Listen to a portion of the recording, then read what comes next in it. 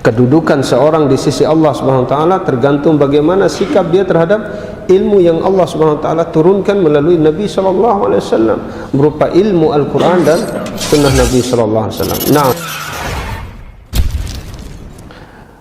ikhwati fillah kaum muslimin, bapak-bapak jemaah salat maghrib yang dirahmati Allah Subhanahu wa taala, kita bersyukur kepada Allah sampai pada malam hari ini kita masih diberikan kesehatan dan kesempatan untuk bisa sama-sama hadir untuk terus kita belajar agama ini, karena sesungguhnya ilmunya Allah Subhanahu wa taala sangatlah luas.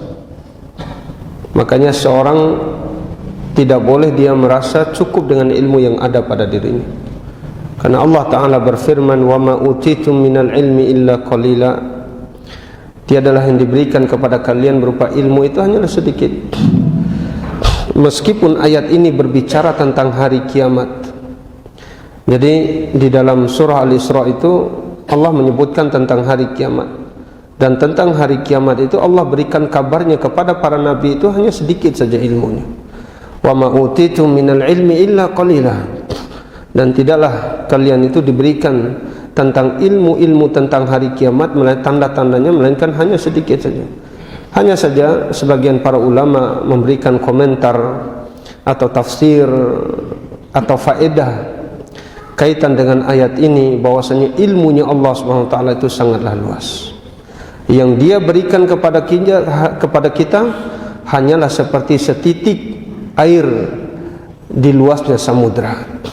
Jadi ilmu yang sedikit ini, yang sedikit ini yang Allah berikan kepada kita ini, subhanallah luas sekali penjabarannya.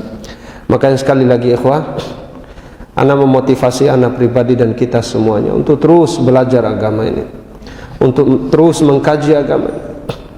Banyak sekali bab-bab yang berkaitan dengan dalam masalah fikih, dalam masalah akidah, dalam masalah manhaj, dalam masalah muamalah, dalam masalah ibadah dan yang lain sebagainya. Banyak hal yang belum kita ketahui.